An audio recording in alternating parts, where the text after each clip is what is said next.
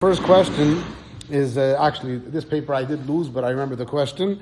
The question was, are you allowed to text and drive about Dinah de Malchusa Dinah? Or he worded the question, how does Dinah de Malchusa Dinah work? For example, texting and driving. So Dinah de Malchusa Dinah is a big subject. It means that the law of the land is binding according to halacha. However, to what extent does that mean? Does that mean that it's mamish 100%? So it's a big subject, and in some cases we say that if the law of the land itself allows for certain things, so for example, you're not allowed to cross by a red light. However, many people cross by red lights, and with derech klal, the police are not going to pull you over for that. And the people that are law-abiding citizens are also considered law-abiding citizens, even if they cross the red light. So that means that it's not such a thing that we can consider 100% you have to do. So based on that, many people say that certain laws are permitted. Regarding texting and driving specifically, so here there's a tshuva from Shmuel Vozner, the Balshevet Halevi, that he writes that texting and driving has nothing to do with Dinah de Malchusa Dinah. These are takonis that are done in order to avoid accidents, and if the government wouldn't have done it, it will be an obligation on us to arrange this. So therefore, this is his opinion. This is not that there's a chiyuv to keep all the driving laws because they're done in a way to protect the drivers, and therefore all driving laws, especially texting and driving, have to be kept. And a second, other poskim say no, this is part of Dinah de Malchusa Dinah. I'm not sure of a nafkamina between the two ways of looking at it, but those are that's regarding that specific question. Yes. Taking videos while you're driving. Yeah, anything which, if the law doesn't allow it, I mean, it means that they have done their research, they have seen that this behavior is dangerous, which, if the government will be going by Torah, then the government would be responsible, according to Torah, to make sure that there's no,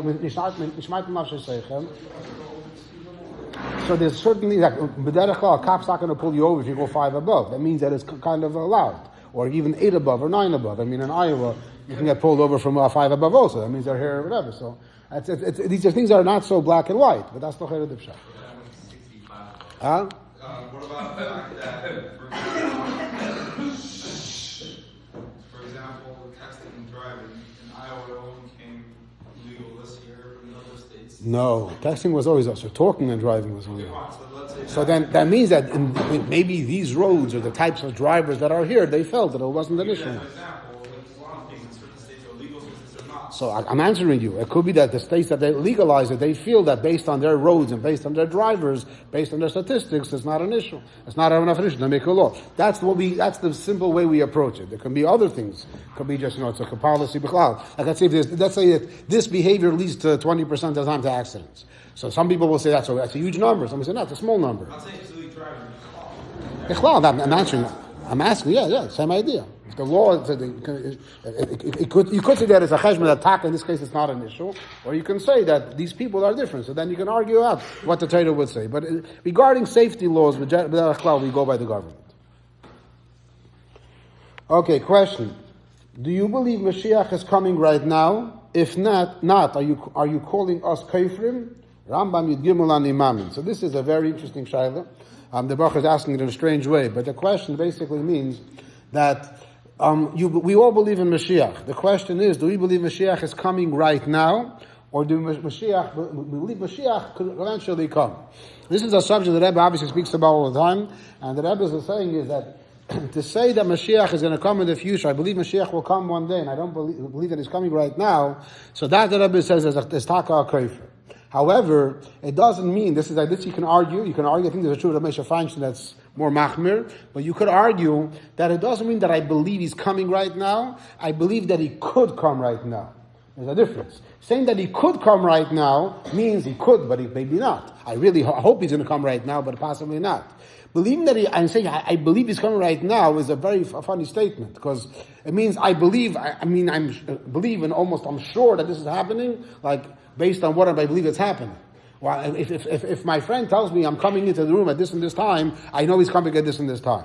Mashiach didn't say he's coming at this and this time. We hope he's coming, want him to come. He could come right now. But to say that I believe he's coming right now is l'chayra, where do you get that from? You have to believe that he could come right now, and you have to be looking forward that he should come right now. But to say that I believe, that I know Kivyachol, that he's coming now, is l'chayra, what's the basis for that?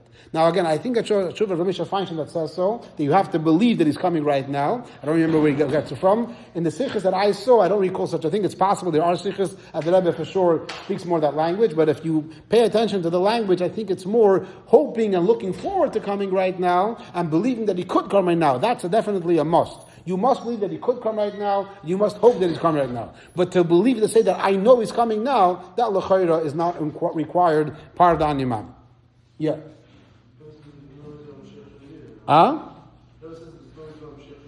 Correct. I heard your response, but I don't see how that can make me feel that I know he's coming right now. He should be here, correct. He should be here, and I want him to be here, and he could be here. But he is coming in right now? I don't know if that's... You can extrapolate that. If you want, maybe you can. I don't know. I mean, someone is supposed to be here now, but he's not here right now. So he's supposed to come in any moment. I believe he should be coming in right now. I believe he should be coming in right now. That I agree. I believe he should be coming in right now. I believe he's coming, and he's coming right now by Poyel. There's a slight difference over there. It's a big difference.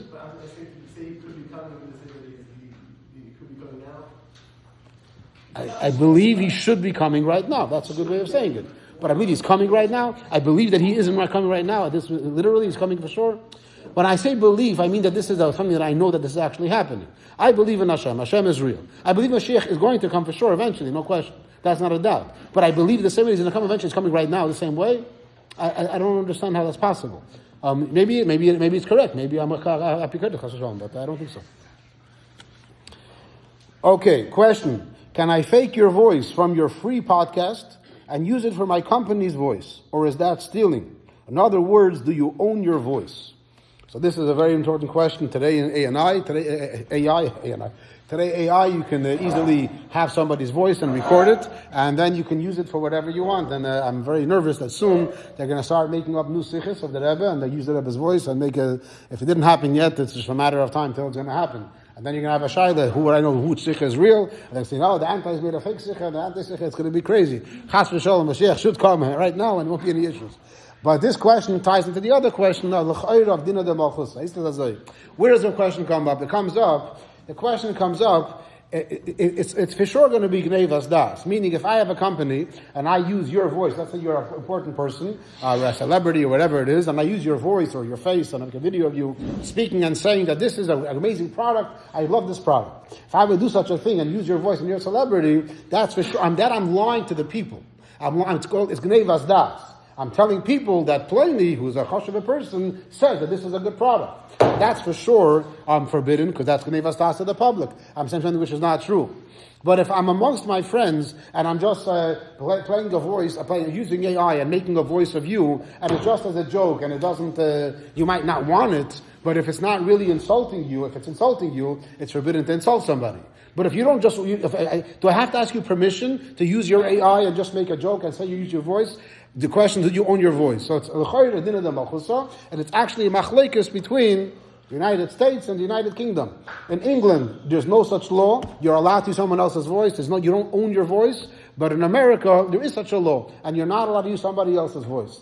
Does this dinah d'malchusa, for sure not for safety reasons, l'chayra, is it an element that it's binding? Again, that's the discussion how to learn dinah d'malchusa. We said before, some people might say yes.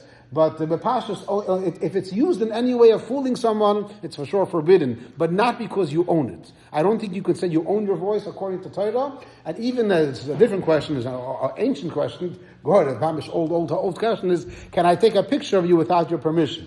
That's a machlekas hapaiskim. Some say you don't own your image; you own yourself. I'm not taking a picture of you. I'm not taking you. I'm just taking an image of you. So some paiskim say that there's no problem with that. Some say no, it's annoying me. But to say ownership, I don't think it's shaykh to say. Yes. Well, how is that line? You're saying that the product is good. The product is good. You're just using. No, because when I say that he said that the product is good, and you trust him because of that, so I'm lying to you. You're just putting the voice. You're not saying that. Again, if I use his voice and he's a chashuv person, so now you're going to buy because he said so. I'm lying to you that he said so. So it's also to do that not because I'm stealing his voice, because I'm stealing from you. Why? Because you're going to buy the product because he said that it's good. So I'm going to buy that I heard his voice saying that it's good, not that you said that he said why I'm using his voice? Because he's a chashuv person. So you're buying it because a chashuv person said it. If you would know that he didn't really say that, you wouldn't buy it. So I'm stealing from you. I'm tricking you. Also, it's very unsafe. The voice. It's unsafe. I know there is a scam that they say that people call you and they use your child's voice and they say that I'm kidnapped, send me money. Yeah. So, but it's not officially not so accurate yet. But it's going to get there. It happened in yeshiva like 2 years ago. Oh wow. To a bochur. Someone called like his parents' voice or something. No. Someone used the bochur voice to call his parents. And then they almost give the money. Yeah. If there's an element, but that depends when. If I'm using it in a way of, I'm saying, the question was mainly about ownership of the voice. Not l'chayr or not. To use the voice in a bad way, obviously it's forbidden. He just said that, yeah, that's what he said.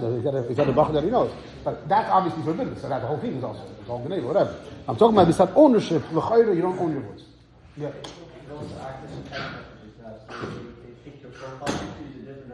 The scams are what the scams that they do today with these things is gefährlich. Yeah.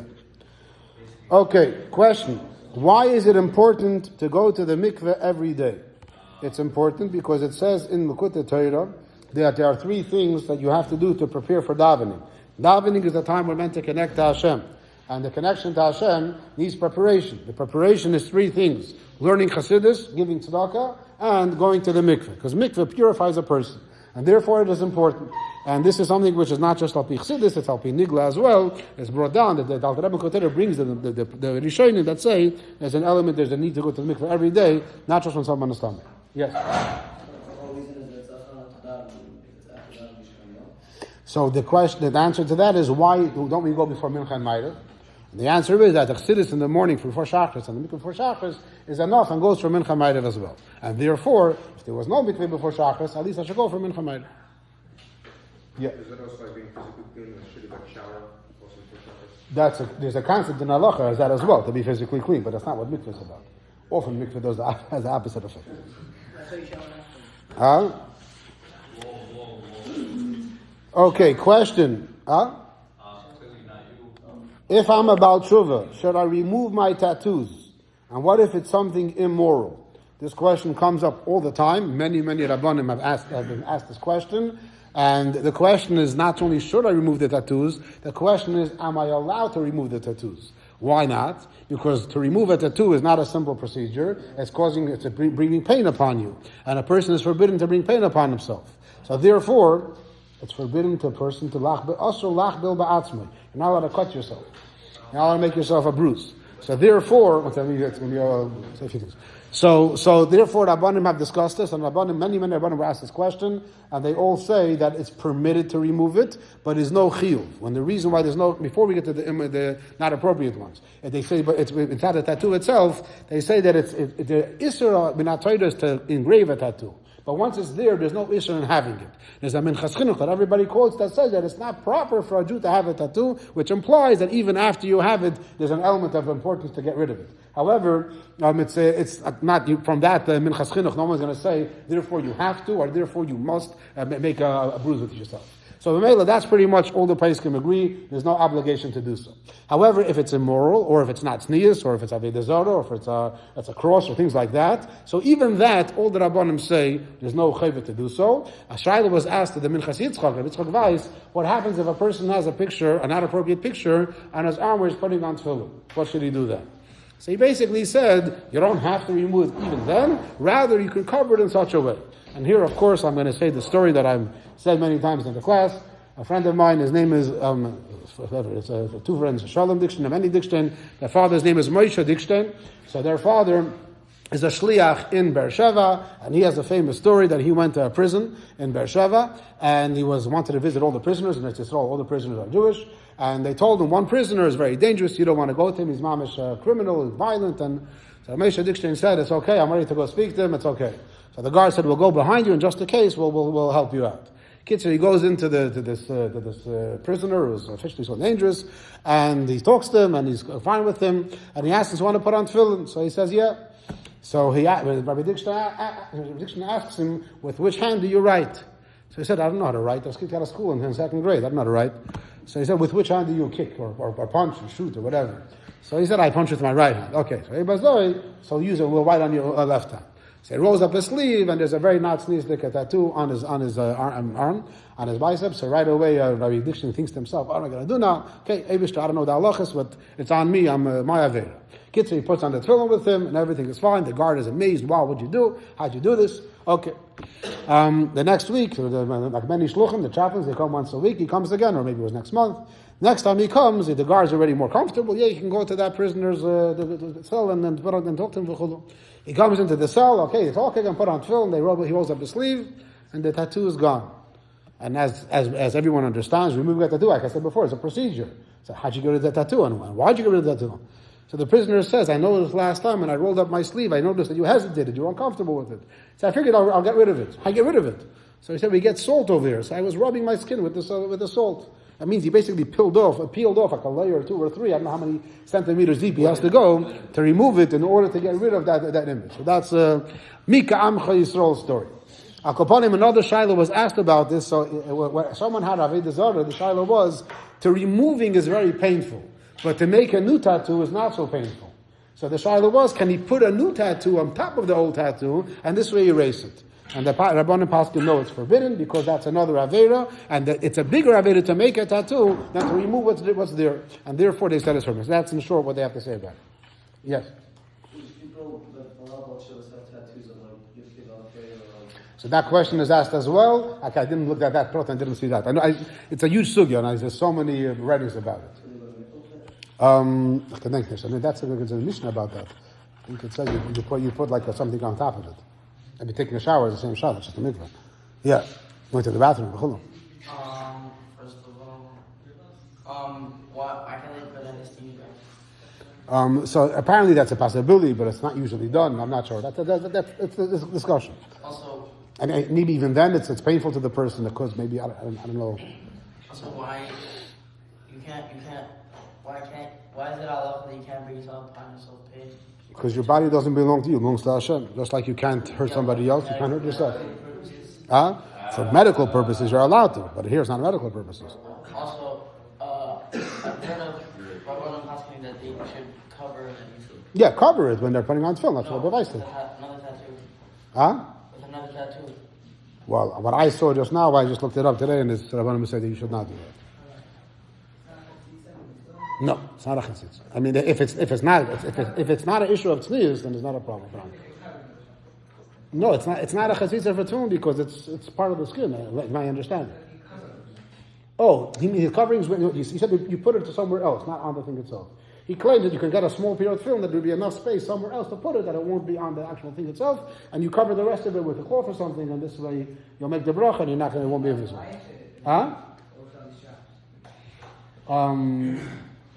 I don't know exactly how he spelled it out and all the details, but that's what he writes in his tshuva. Yeah? What if they're embarrassed of a violent image or unsteady? So I remember hearing a story once that there was a bochur in the mikveh, and he was holding a towel in a certain place, and it suddenly slipped, and someone saw it. It was not an appropriate picture. So there was a Holocaust survivor that was at the same time, and he goes over to this bochur and he shows him his numbers, and he says, I also went through a lot to get where I am today. You went through a ruchnistic place, and I went through a gashmistic whatever. So, which, by the way, about the numbers, that the Rabbanim say you're not allowed to remove it. I mean, anybody here saw numbers ever? Yeah? Huh?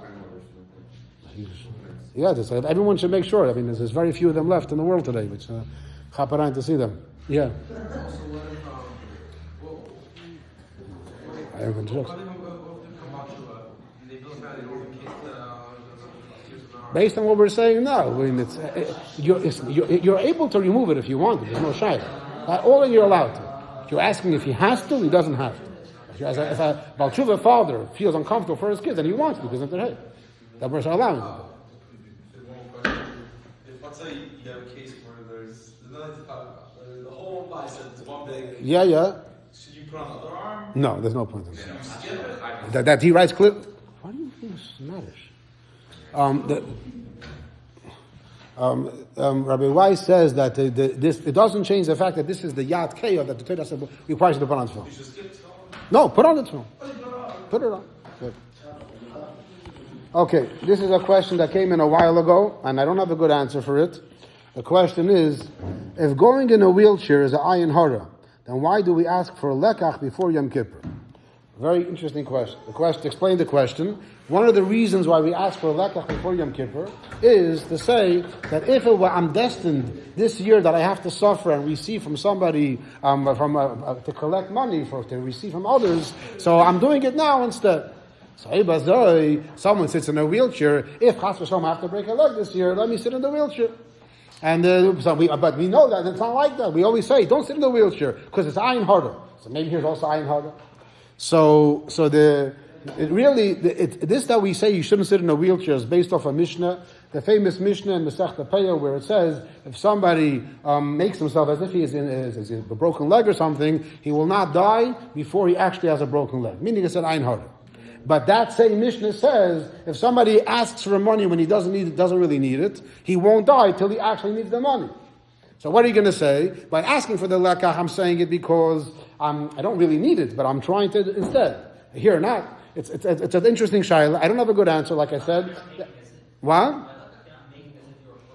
And I'm sitting in a wheelchair, not making as if. If you see a friend of yours, that's not his wheelchair, sits down for fun and whatever. Huh? Oh, so the mishna you're fake, exactly. So, but if someone sits in a wheelchair just for fun, it goes around. Can you do it? The carts in Walmart are made for the older people and bochrim. Can you do it, right? The driving ones. So you're not making as if you're sick. You're just doing it for fun. So you're doing it for fun, huh? What?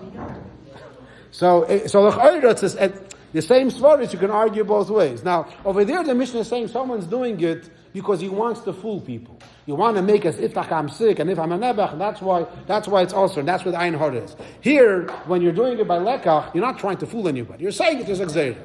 But so maybe do the same thing. So the only thought that I had is that maybe comes to collecting, that the Hashem decided the world has to be mashpia and mekabel.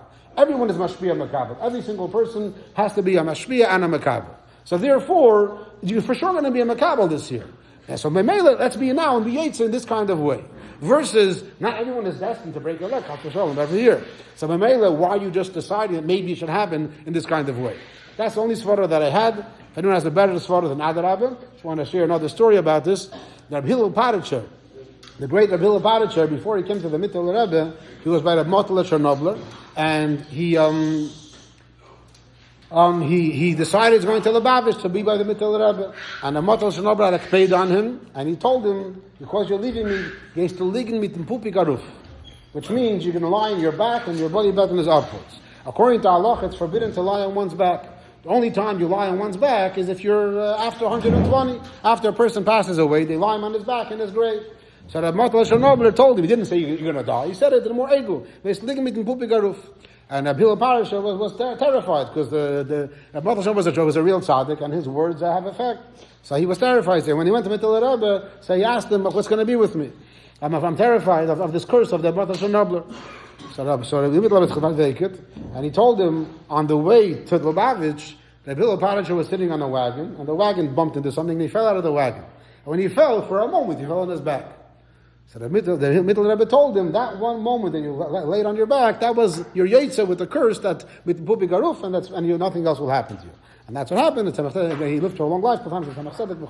So there is such a concept of you exchanging the broken leg with sitting in a wheelchair. But again, I think this is my answer, and there's a better answer than other. Yeah.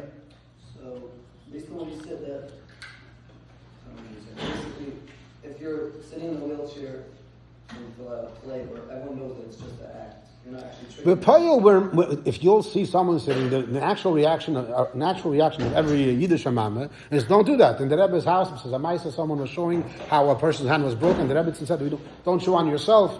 We always say, "Don't show on yourself." Why? Just showing. Why can't we say that it should have happened now? It'll happen this way.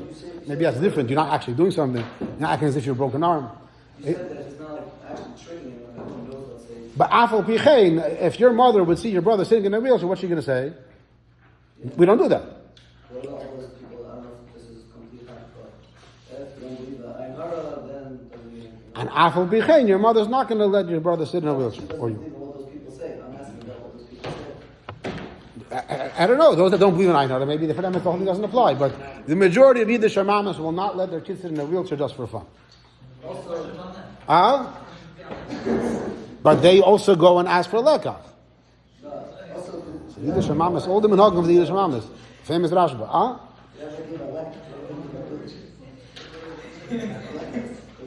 That's Kabbalah say without say. Okay, there's a question over here. I wanted to read a lot of pieces over here. The question was, you didn't say it, huh? Okay, maybe you'll hear it later. The question is, can a bochur wear shorts in the gym and for basketball? If not, why is it different than swimming, and why not in general? So why not in general is based on Al Rebbe Shulchan Aruch, that it says wherever a person is usually covered, has to be covered all the time. And regarding what about, I'm not going to really answer the bochur's question directly. I want to read this two sichos of the Rebbe over here. One is in Yud Beis Tammuz Tavshin Chav Daled. And the Rebbe here in the summertime talks about the fact that people go to the country. And the Rebbe writes like this, that it's hard to find a svara to trick the person, and he says, Melu, when you're home, you're going to wear a tie with a proper shirt and a proper collar, and you're going to make sure to choose the right shoes and all that, and everything's just fit with your socks. But when you're in the bungalow colony, then you don't need your tie, you don't need the extra hat on your yarmulke, you don't need your shoes, so then you can take off your yarmulke also. Who needs your talis cotton? Who needs a talis cotton from wool? A simple talis cotton is enough, and maybe completely remove the talis cotton. And then he says, and you're going to walk around with short pants, like the koyanim, which their pants were short, and the rest of the body is open. And he tells you it's a dinah in Shulchan Aruch, and this is forbidden to walk around like this. He responds, now it's chayfish, now it's vacation. And vacation means prika soila medina, and you can prika social mile. So the Rebbe continues, and he says, and the Sahara comes up with a new idea, and he says, hilchot tznius only applies to women. And for men, for boys, there's no tznius. And this is exactly against the Shulchan Aruch. That hilchot tznius is explained at the beginning of Shulchan Aruch, and halachas of ashkamas haboiker, and there's no difference between women and men. And the Rebbe says, and people said that this is for many years already, his brother does it, his friends do it, and he can't be Pedish from Tzibur. So the Rebbe says, I want to say something. There's a sefer called Shulchan Aruch that was printed many years ago. And the beginning of the Shulchan Aruch, it says that a person has to know that Eibishter is standing and watching over him all the time. And that's why hilchos tznius apply the same way they apply in the winter, they apply in the summer, wherever you are, the same thing. So this is what the Rebbe is saying over here. And it goes on and on and on. Then there's another sikh over here, just like more, this sikh was said 2 weeks before I was born. Shabbos Parshas Truma. So the Rebbe writes that inyan from tznius is not like those that make the mistake that it only applies to women because kol kvuda bas melech pnimo, but the men it has no shaychus. Rather, it applies to men as well, like it's in Shulchan Aruch, that men have the same thing of tznius. And then it's most important, that this is a sikh in Truma in the winter. The Rebbe says, even though it's winter, I'm already thinking about the summer. Why? The Rebbe says regarding people, he goes to the bungalow colony and he puts on shorts, and more than that, nothing else. Just like by the koyanim. And what it looks like, that he doesn't know the halachas of tznius. And he says, the koyanim went the same way. It says in the Torah. So I want to be like the koyanim. So the Rebbe says, but the koyanim, in addition to the shorts, they also had more levushim. They had a robe around them as well. And the other levushim cover the rest of their body. But he's only wearing the shorts. And then the Rebbe continues and he says, I received a picture from somebody. He's walking around like that. You're walking around like that as ein zach. What do you have to need a picture for it? And the way you're standing in such a way? And the Rebbe says that it's mamish, on and on. And the Rebbe says over here, where is it? He doesn't walk around like that in front of everybody. For sure not in front of his wife. Because if his balabasta would see him walking around like that, she would smash a plate over his head. And when he's but he's not at home without other people, then he walks around like this. The Rebbe goes on and on. It's a very, very geschmack issues. And the Rebbe is mama's pushing, putting down this person. So it's completely forbidden shorts. One second. I didn't answer the bochur's question. How come in a pool it's permitted? So the answer is that in Shulchan Aruch and Hilchas Tznius, it allows in a place of a Beis HaMerchatz and similar places to wear shorts. But in a gym and places like that, there's no such heter, and therefore there's more to pratim, but it's forbidden.